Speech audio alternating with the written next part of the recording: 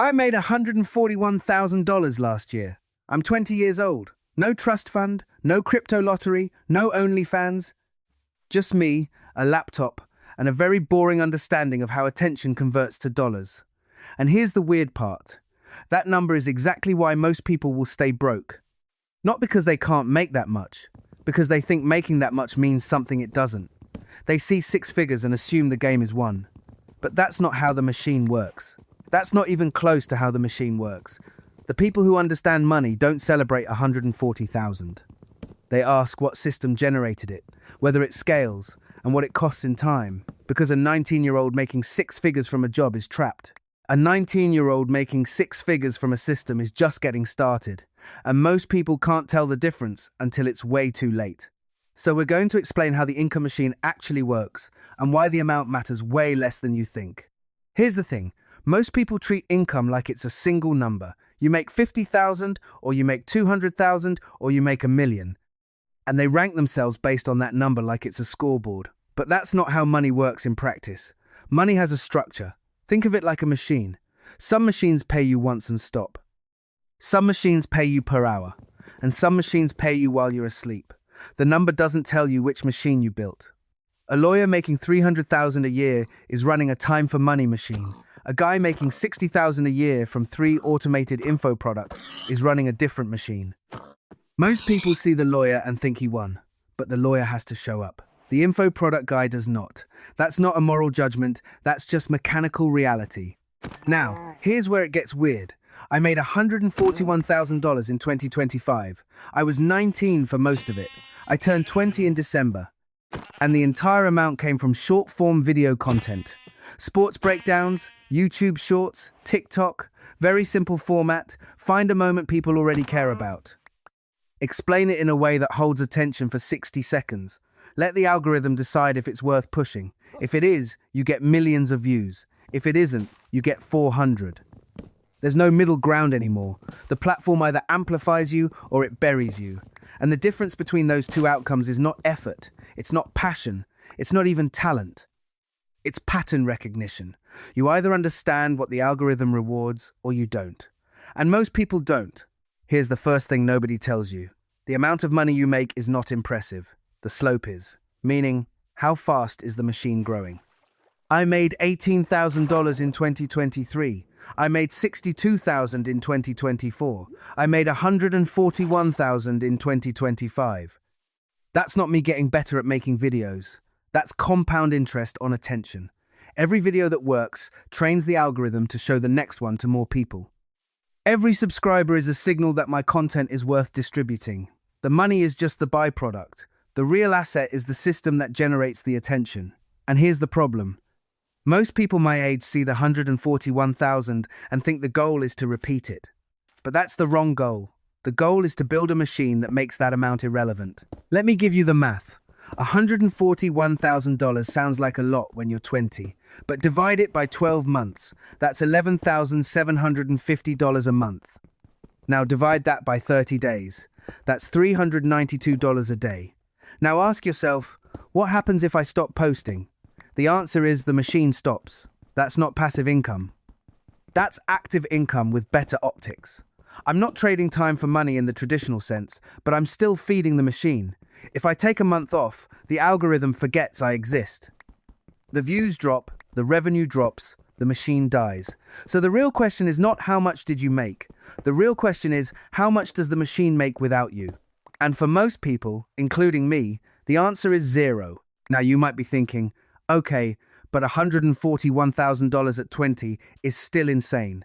And sure, compared to a part-time job at a coffee shop, yeah. But let's zoom out. The median household income in the US is about $75,000. I made almost double that, alone, at 19. But here's the thing, I also have no health insurance. No 401k, no employer match, no paid time off, no structure. If I get sick, the machine stops. If I burn out, the machine stops. If the platform changes its algorithm, the machine stops. I'm not complaining. I'm just saying the number doesn't include the risk. And risk is a cost. Most people don't calculate that cost until it's too late. Here's the second thing nobody tells you. College is not the problem. Mistiming is. I'm currently in college. I'm a sophomore. I'm studying digital marketing, and I hate it. Not because the material is bad, because it's irrelevant. Everything I learned that made me money, I learned by watching what worked on YouTube and copying it. I didn't learn it in a classroom. I learned it by publishing 200 videos that no one watched until one of them did. That's not a skill you can teach in a semester. That's pattern recognition under pressure. But here's the thing. I'm still going. Why? Because I haven't had the conversation yet. The conversation with my parents where I explain that paying $30,000 a year to learn outdated marketing frameworks makes no sense when I'm already doing the thing they're teaching. But I haven't had that conversation because the timing isn't right. If I drop out now, the narrative is I gave up. If I drop out in a year after I've made 300,000, the narrative is I outgrew it. Same action, different story. That's not logic. That's optics. And optics matter when you're 20. Let me tell you what actually happened. I started making videos in 2018. I was 13. I made maybe 20 channels. All of them failed. And I mean failed. Like 50 views per video failed. I didn't understand why. I thought effort mattered. It doesn't. Then in 2023, I started studying retention, not views. Retention. How long people actually watch. And I realized something. The algorithm doesn't care if your video is good, it cares if people finish it. Those are not the same thing. A good video might be well produced, well researched, well edited. But if people click off after 10 seconds, the algorithm kills it. A mediocre video that holds attention for 55 seconds will get 10 times the views. That's not fair. That's just how the machine works. So I stopped trying to make good videos. I started trying to make videos people couldn't stop watching.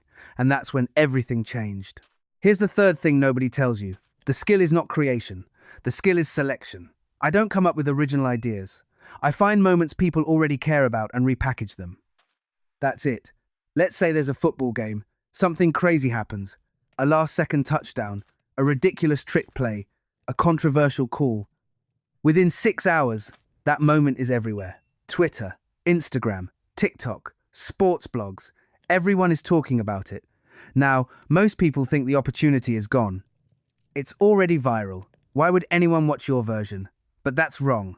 The opportunity is just starting. Because most people don't want the raw clip. They want the explanation.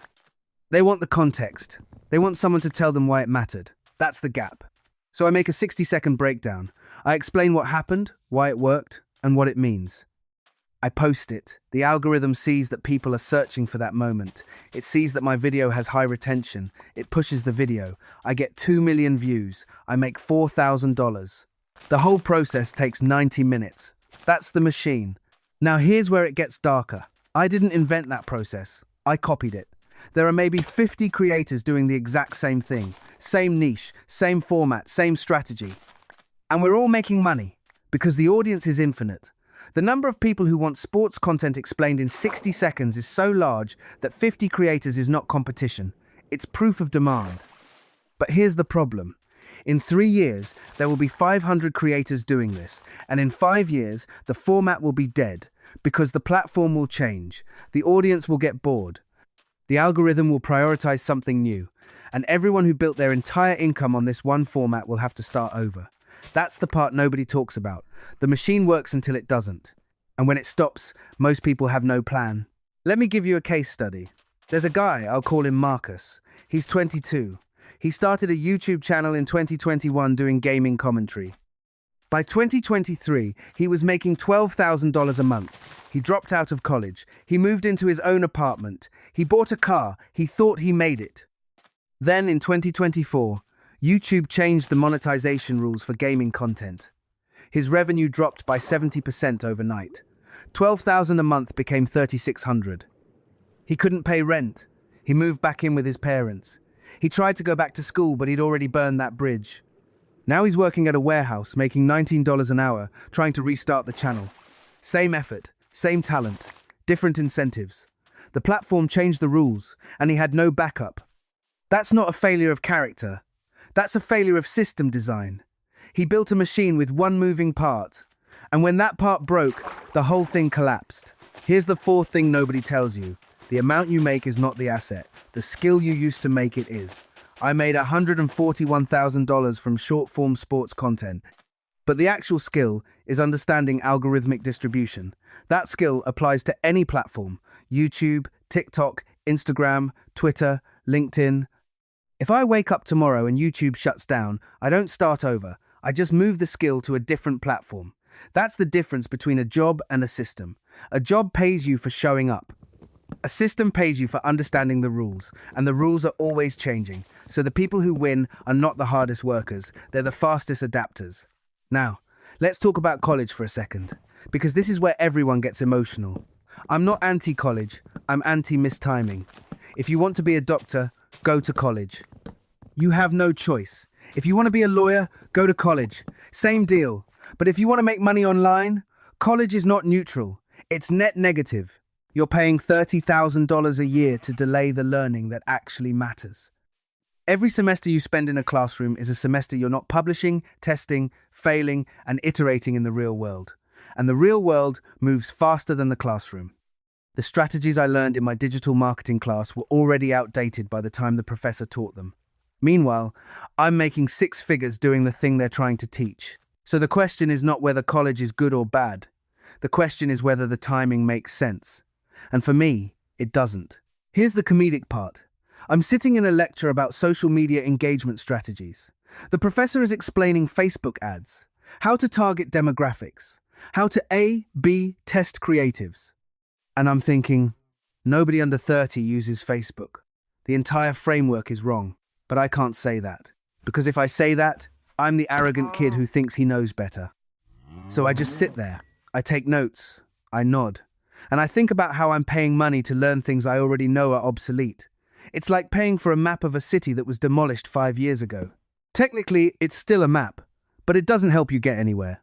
Here's another one. I'm in a group project. We have to create a marketing campaign for a fake energy drink.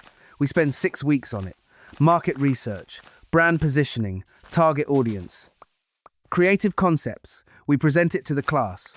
The professor gives us an A. And I'm thinking, this is worthless. In the real world, you don't get 6 weeks. You get 6 hours. You publish. You see what works. You iterate. The feedback loop is immediate. But in college, the feedback loop is a grade 3 weeks later from someone who hasn't worked in the industry in a decade. That's not education. That's theatre.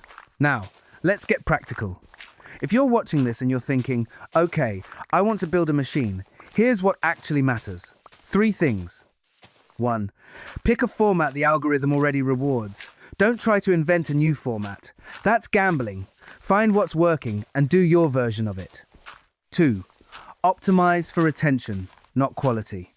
The algorithm does not care if your video is good. It cares if people watch it. Those are different goals. And 3. Publish volume. You need data. 1 video is not data. 10 videos is not data. 100 videos is data. Most people quit after 10 because they don't see results. But 10 is not enough to know if the system works. You need to publish enough to see the pattern, and the pattern is usually this. 90 videos fail, 10 videos work, and those 10 fund the next 100. Here's the thing everyone misses.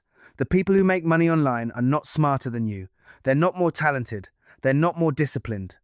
They just have a higher tolerance for publishing things that don't work. That's it. That's the entire secret. You have to be okay with failure at scale, because the algorithm is a probability game. You can't predict which video will work. You can only increase the odds by publishing more. And most people don't have the emotional tolerance for that. They publish 5 videos. Nothing happens. They quit. They say the system doesn't work, but the system works fine. They just didn't feed it enough data. So here's what I'm doing now. I'm finishing this semester. I'm going to have the conversation with my parents in May. I'm going to explain that the opportunity cost of staying in school is too high. And I'm going to take the money I would have spent on tuition and invest it in hiring an editor, a thumbnail designer, and a content strategist. That's the move. Not because college is bad, because the timing is wrong. The machine I built is growing faster than the degree, and every semester I delay is a semester I'm not scaling. That's not arrogance, that's just math. Here's your 3 takeaways. 1. The amount you make is not the flex, the slope is. If you made 30,000 last year and 60,000 this year, you're on a better path than someone making 200,000 flat, because your machine is growing. Theirs isn't. 2. Don't optimize for the best outcome. Optimize for the fastest feedback loop. The faster you know what works, the faster you can double down. And 3, the skill is not creation. The skill is selection.